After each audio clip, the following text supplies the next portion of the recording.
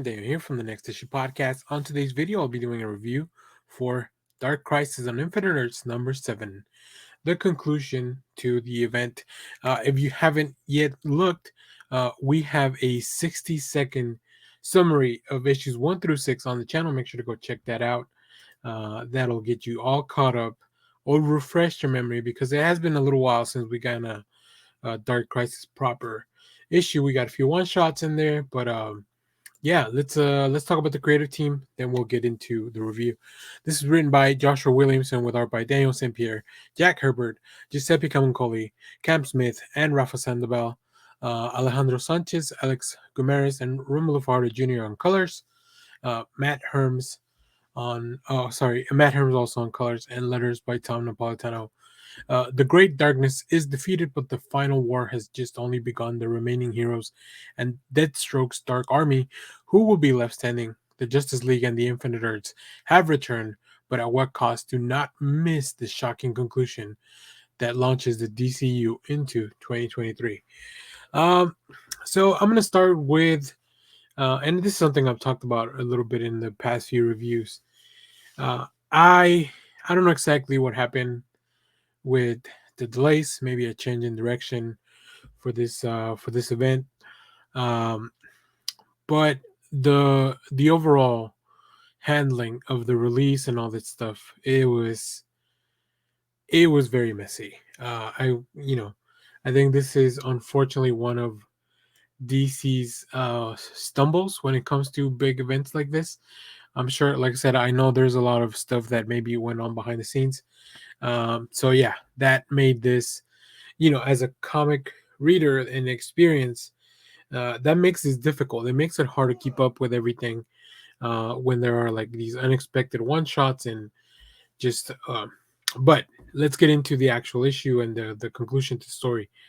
Overall, the story itself, I overall really enjoyed it. It is definitely full of like big comic book shenanigans.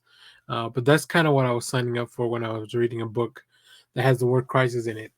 I think Joshua Williamson's, like, his deep knowledge of the DC universe and myth, and also just the way that he loves to dive deep into some of those little crevices of the DCU that are not like, he really understands the characters, and I think that's what makes this issue and the event overall, as far as the story, overall successful. I don't think everything hit, but I think a lot of things hit pretty hard. Now let's move on to the art here. I'm gonna assume that this is Daniel St. Pierre's art. It's really hard to tell at some point when you have so many artists working on an issue. But I think the art is. Uh, I love these pages. I love this whole, Nightwing being left on his own to face off against Deathstroke. Once again, this is a big callback because they are longtime enemies. And yeah, like, this is all great. I love the transition here. I love this big splash page with Nightwing revisiting all his old costumes. And like, this stuff is great. The lettering is amazing. Like, just really allows you to follow the narrative very cleanly. But it is a little bit all over the place. But there's just some stuff that really stands out. Like this panel here with Deathstroke, with his eye patch, with the white eye patch. Like, the visiting the void in between what's going on outside of this stuff. Um, that stuff is really, really good. Like, I really enjoyed that stuff. So I think, although this book and the event is not perfect, I would definitely recommend, this is something you can read now in the future. Like when all these new series launch and you're trying to figure out how we got here, I think it'd be fun to go back and revisit. Like I said, there's a lot of deep lore for the DC universe, which is a lot of fun.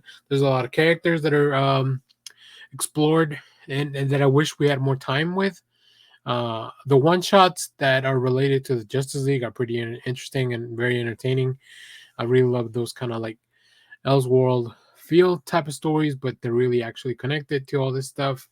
But yeah, I think this event unfortunately suffers from maybe being too ambitious.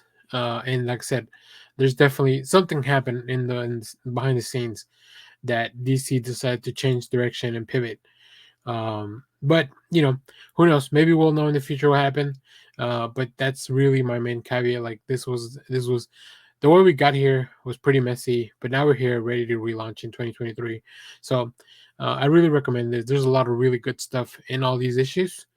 Specifically, this last one just really, I don't know, it really feels conclusive, which I really appreciate. And there's a really cool variant that I'll show you at the end that celebrates the life of legend George Perez. So let me know what you thought of the book in the comments. Make sure to go check out our explainer for 1 through 6. We'll probably revisit Dark Crisis in the future. I think it'll be fun. I think it'll be a fun thing to revisit once the whole picture is there and we know what it actually led to in the future. So, yeah, thanks for watching, everyone. Remember to share, like, subscribe, hit the bell so you know when we go live. That is most Saturdays, 10 a.m. Central Standard Time. Stay tuned. We have more comic reviews, trailer reactions, TV recaps, all that fun stuff here in the channel. Thanks for watching, everyone. Bye-bye.